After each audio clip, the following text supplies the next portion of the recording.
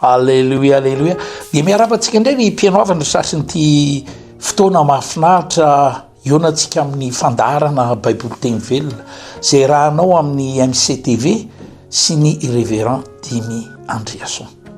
Ivavatsika tompoko dado tsara mpanao tsara matoko somariny ianao manomana teny ho antsiray mpanaraka ty fandarana ty ianao ampitoetra azy eo anatin'ny fihevitra ao lehilahy vehivavy tanora mpamatika tantara miaina amin'ny fiainam-pandresena sy fiadanana dia ho fitahiana ho an'ny hafa ihany koa matoky ianao ray. Amen. Tsika ao anatin'ny fandarana hoe baiboly teny velona.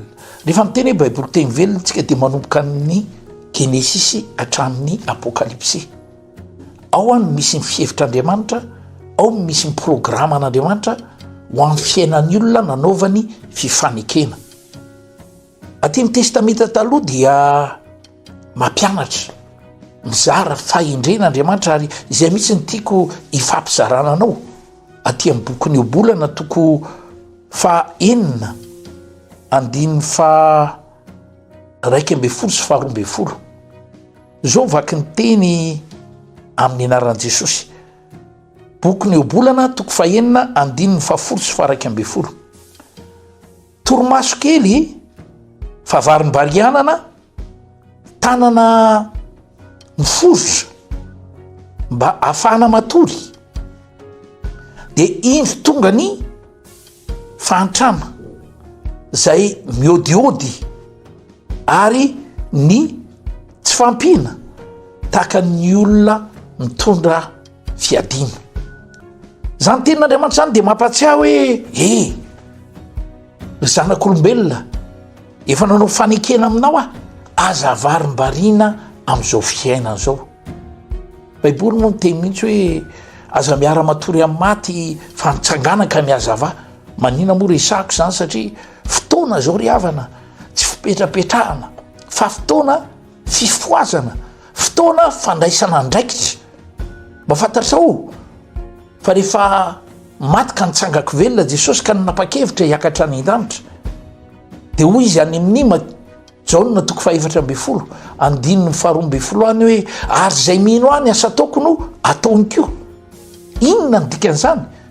Andriamanitra zany ho an'ireo olona nanaova fanekena dia nataony tompona ndraikitra ny olona zay novonjeny ary natsony anatanteraka na hoe anio le asa efa natombony.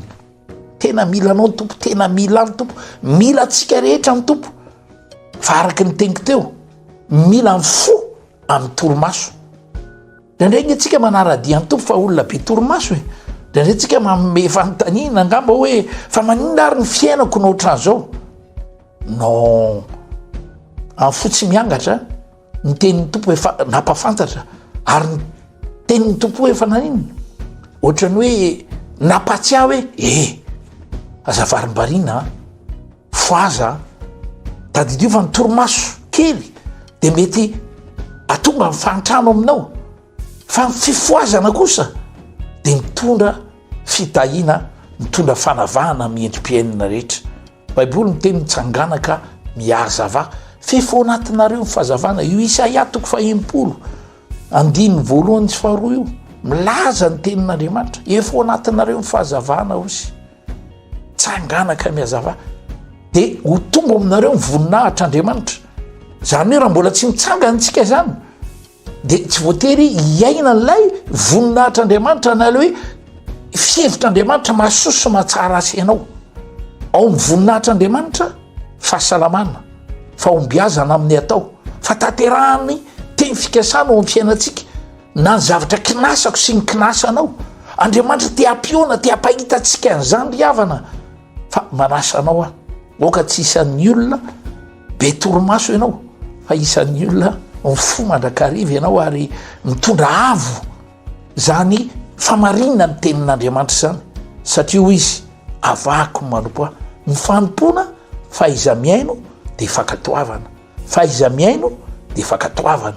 Inona ny zavatra mitenen'ny tompo zay mino any asa tokony ataony koa raha ny olona matory tsy mahavita ny asa nasain'ny tompo nataony fa rehefa mifoa amin'ny toromaso ianao dia lasa olona mpitondra ny afatr'Andriamanitra ianao, manambara ny filazantsara amin'ny rehetra ianao manambara ny antom-pisian'Andriamanitra amin'izao fiainan'izao ary milaza ny programan'Andriamanitra tia ny tanterana amin'izay manompo azy.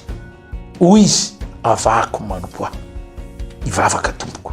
Raha io vavaka ho antsiray manaraka ity fandarana ity oka ny teny renesina androany tena amoa azy amin'ny toromaso dia hitsanganany ka hiazava izy dia tonga fitahina ho an'ny tenany izy, tonga fitahina ho amin'ny faritra misy azy izy ary fitahina ho amin'ny firenena misy azy. Tonomoko mikasika ny tsirairay niosotro ny fanasitranana, niosotro ny fanafahana, niosotro ny fananganana.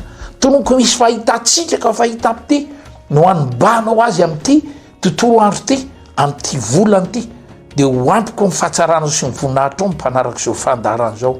Matoky loatra ianao raha io amin'ny anaran'i Jesosy Kristy zasy ianao tokantrano teny hoe amen, amen. Samy tahiny tompo amin'ny herin'ny androany indray tompoko.